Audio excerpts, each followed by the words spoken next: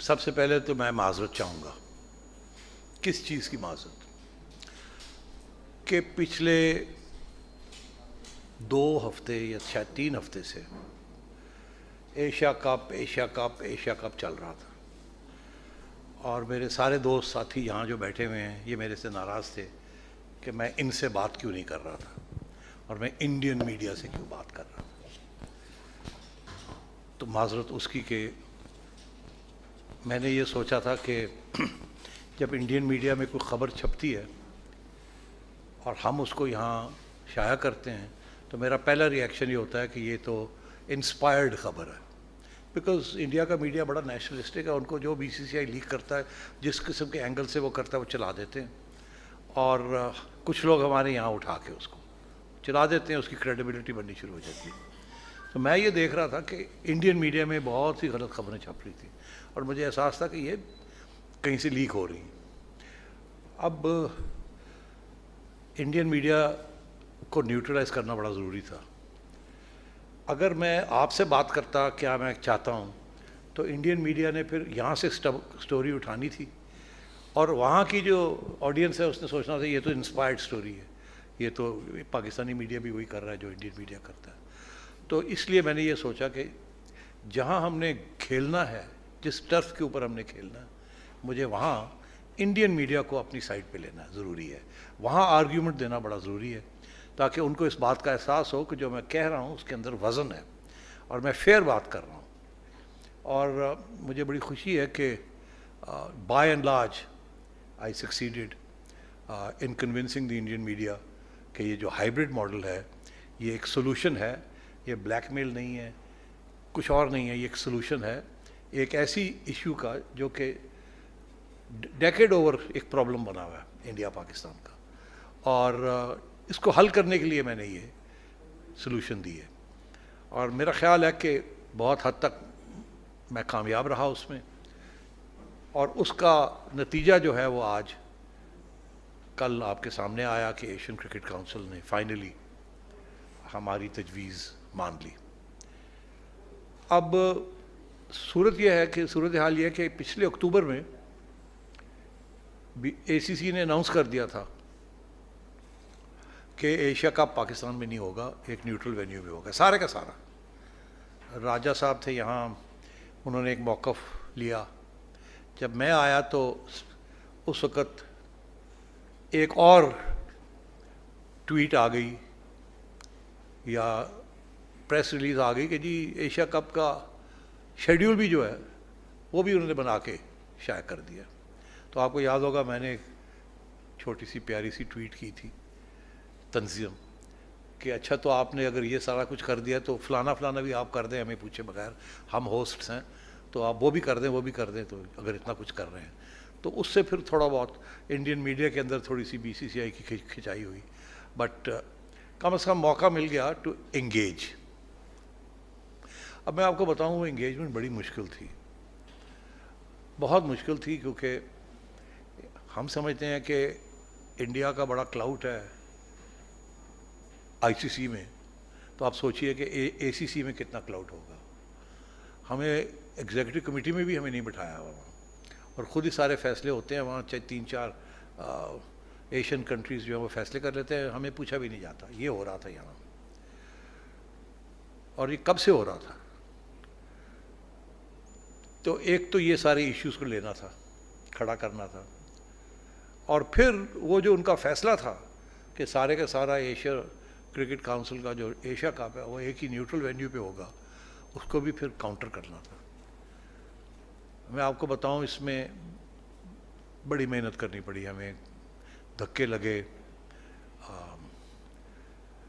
بات سننے کے لیے کوئی تیار نہیں تھا، کیونکہ ان کا یہ موقف تھا کہ یہ تو فیصلے ہو چکے ہیں، آپ you are a Johnny come lately, آپ کو کیا پتا، ہم تو یہ فیصلے ہو چکے ہیں، اس کو نہیں چھیڑ سکتے آپ.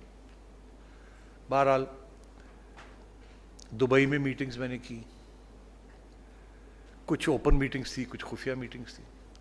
بحرین میں ہم نے میٹنگز کی، کچھ اوپن میٹنگز تھی، کچھ خفیہ میٹنگز تھی بحرین کے اندر بھی. زوم کے اوپر پتہ نہیں کتنی کالز کی ہیں ہم نے، کبھی ایک ممبر کے ساتھ، کبھی دوسرے ممبر کے ساتھ، کبھی اس کو سمجھا رہے ہیں، کبھی اس کو سمجھا رہے ہیں. بڑی محنت کرنی پڑی، یقین کریں. اور پھر جا کے یہاں ہم پہنچے ہیں کہ ایشیا کپ جو ہے وہ حامی ہوسٹس ہیں. وہ تو ہمیں کہہ رہے تھے اگر آپ کوئی ایشو ہے آپ کے لیے تو ہم آپ سے لے لیتے ہیں ہوسٹنگ رائٹس. پہلے بھی ہوئی ہے، ہم لے لیتے ہیں آپ کی ہوسٹنگ رائٹس، سری لنکا کو دے دیتے ہیں. آفٹر آل سری لنکا نے بھی دی تھی ایک وقت ہوسٹنگ رائٹس بنگلہ دیش کو، میرا خیال ہے. سو اس لیے یہ تو کوئی بات ہی نہیں ہے، تو آپ کو کنسلٹ کرنے کی کیا ضرورت ہے. آپ کہتے ہیں نہیں کھیلیں گے، نہ کھیلیں، and so on and so forth. تو اس کا نتیجہ یہ نکلا ہے کہ اب فائنلی ہائیبرڈ ماڈل، اے سی سی کی جو پریس ریلیز ہے اس کے اندر لفظ آیا ہے کہ ہائیبرڈ ماڈل. تو میں سمجھتا ہوں یہ ہماری بڑی وکٹری ہے یہ قسم کی، کہ ایٹ لیسٹ مان تو گئے ہیں کہ ہائیبرڈ ماڈل چل سکتا ہے اور چلنا بھی چاہیے. اس کی اہمیت آپ کو جب ہم آگے جائیں گے تو اس کو آپ کو سمجھ آئے گی اس کی اہمیت کیا ہے اور کہاں جا کے یہ ہمارے لیے ایک نیگوسیٹنگ ٹول بنے گا یا نہیں بنے گا. But for the time being میں اسی پہ اوپر فوکس کرنا چاہ رہا ہوں. اب اس سچویشن میں ان لوگوں کی کوشش تھی کہ ورلڈ کپ کو لنک کیا جائے اس کے ساتھ. مطلب یہ کہ آپ کھیلیں گے انڈیا میں کہ نہیں کھیلیں گے. اور وہ ایک لے کے بیٹھے ہوئے تھے کہ پہلے وہ آپ بتائیں ہمیں، پھر ہم ادھر آئیں گے ایشیا کپ کے ساتھ. تو وہ بھی ایک مسئلہ تھا کہ ان کو الگ رکھنا، کیونکہ ہمیں کیا پتہ ورلڈ کپ جب ہوگا تو یہاں کون سی حکومت ہوگی، کیا حکومت پاکستان کا موقف ہوگا. یہ فیصلے جو ہیں سیکیورٹی ریلیٹڈ فیصلے یہ تو آسٹریلیا بھی کرتا ہے، ہیومن رائٹس کے اوپر کرتا ہے، انڈیا سیکیورٹی ایشوز کے اوپر کرتا ہے. ہم بھی کر سکتے ہیں کیونکہ ہمارے بھی سیکیورٹی ایشوز رہے ہیں. 2016 میں آپ کو یاد ہوگا ہم نے وینیوز چینج کروائے تھے اینڈ سو آن. تو ان کو الگ رکھا، بڑی پریشر تھا اس کے کہ ان کو جوڑے. اگر ہم یہاں کچھ میچز آپ کو دیتے ہیں تو پھر آپ کو انڈیا میں آ کے کھیلنا پڑے گا، یہاں تک کہ جی احمد آباد میں کھیلنا پڑے گا، فلانی جگہ کھیلنا پڑے گا. یہ اور وہ پروپیگنڈا انڈین میڈیا پہ چل رہا تھا، اس کو بھی رکھنا تھا دور. تو خیر اب ہم یہاں پہنچے ہیں کہ 15 سال کے بعد ایک ملٹی لیٹرل ایونٹ یہاں ہونے جا رہا ہے. آخری میرے خیال 2008 میں تھا. اور یہ جو طویل جرنی تھی ہماری، ٹریولاگ تھا، یہ شروع ہوا پی ایس ایل کا ایک میچ لاہور میں،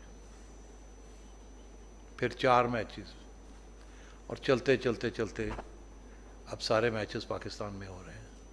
اور اس وقت پہلے زمبابوے کی ٹیم کو بلایا 2014 کے 14-15 زمبابوے آئی. لوگوں نے کہا یار ہے کہ یہ تسی ایک بڑی ٹیم بلاؤ، مگر وہ قطرہ قطرہ سمندر بنتا ہے تو برف کو توڑنا تھا. زمبابوے آیا، پھر انٹرنیشنل 11 لے کے آیا ہم.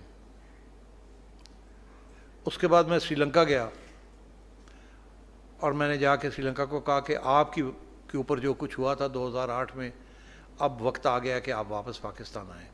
آپ آئیں گے تو راستہ کھلے گا ہمارے لیے، اور میں گارنٹی کرتا ہوں آپ کو کہ ہماری سیکیورٹی بڑی اچھی ہے، وی آئی پی پریزیڈنشل سیکیورٹی.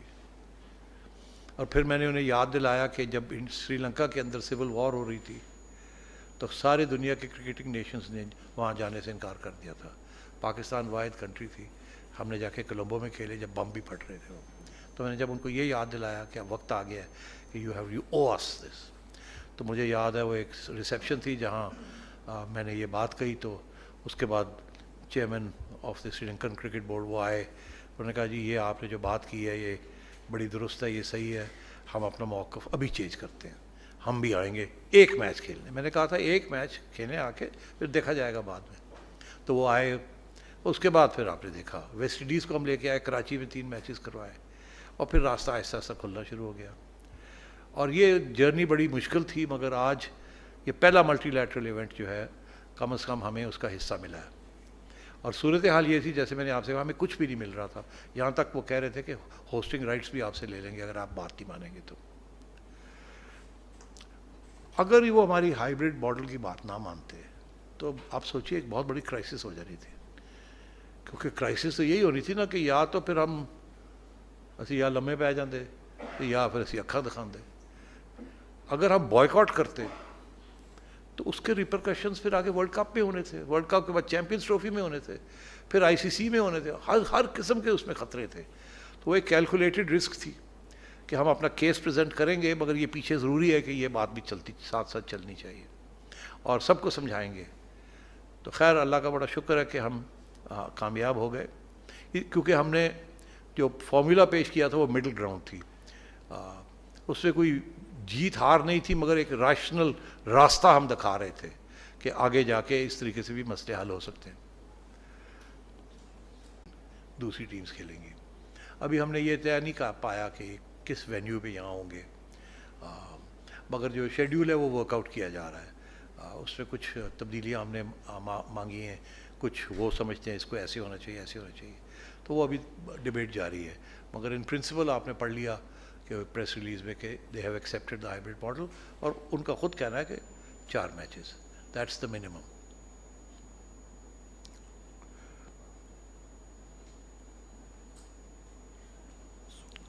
جی ہاں یس، یہ بھی ایک مسکنسیپشن چل رہی ہے کہ جی یہ 2 ہوسٹس ہیں، اس میں ایک پاکستان ہے اور ایک سری لنکا ہے. ایسی بات نہیں ہے.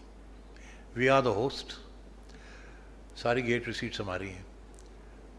سری لنکا میں بھی جو ہیں وہ بھی گیٹ ریسیٹس ہماری ہیں. اب کیونکہ یہ ایک ہوسٹ ہے اور مگر لاجسٹکس کے بڑے پرابلم تھے. یہ جو 4 میچز ہیں یہ زیادہ بھی ہو سکتے تھے، مگر اتنے سیریس لاجسٹیکل پرابلمس ہیں کہ یہ ہو نہیں سکتا تھا کہ ادھر کھیلیں ادھر جائیں ادھر جائیں ادھر کھیلیں. تو اس لیے اس کو سپریٹ ایسے کیا گیا کہ انیشیل 4 میچز جو ہیں وہ پاکستان میں ہوں گے، پھر سری لنکا میں ہوں گے، تاکہ ایک ہی دفعہ ٹیمز آئیں اور ایک ہی دفعہ ٹریول کریں. یہ نہیں کہ ادھر گئے پھر آئے پھر گئے پھر آئے، بڑا مشکل ہو جانا تھا.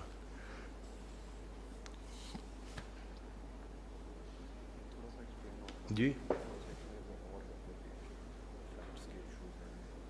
ہاں کہہ رہے ہیں کہ اور میں ایکسپلین کر دوں کہ کس قسم کے پرابلمز تھے جن کو حل کرنا تھا. ایک تو دیکھیے نا، اگر آپ ایک وینیو پہ کرتے ہیں تو ایک ہی پروڈکشن ٹیم چاہیے آپ کو. 2 وینیوز پہ کریں گے تو 2 پروڈکشن ٹیمز چاہیے. 100% خرچے بڑھ جاتے ہیں.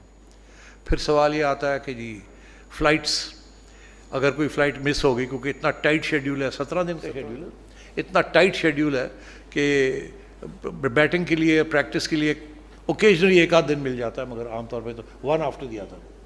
ٹریول کرنے کا اگلے دن اور میچ ہوگا، ایک دن ٹریول کرے اور اگلے دن میچ ہے، یہ تو کوئی مانتا نہ. تو اس لیے اس کو سٹیگر کرنا پڑا. بڑے لاجسٹیکل ایشوز تھے. آخری وقت تک وہ یہ ہمیں کہتے رہے کہ جی براڈ کاسٹر یہ کہہ رہا ہے ایسے نہیں ہو سکتا، ایسے ہوگا، ایسے نہیں ہو سکتا، ایسے ہوگا، یہ پہلا میچ ہوگا، یہ سیکنڈ میچ ہوگا، یہ ادھر ہو. براڈ کاسٹر اپنی سوچ کے مطابق یہ کہہ رہا تھا. بہرحال وہ سارے بیٹھ کے پھر براڈ کاسٹر کو بھی بٹھایا، سارے جو مین کنٹریز ہیں ان کو بھی بٹھایا. 6 نیشنز، کوئی آسان کام تھا. ایک ایک کے ساتھ انڈیویجولی بھی ڈسکشنز ہوئیں اینڈ سو آن. تو میں سمجھتا ہوں کہ دس از اے ویری امپورٹنٹ ڈیولپمنٹ کہ فائنلی ایک ملٹی لیٹرل ایونٹ یہاں ہو رہا ہے اور ہم نے وی بروکن دی آئس.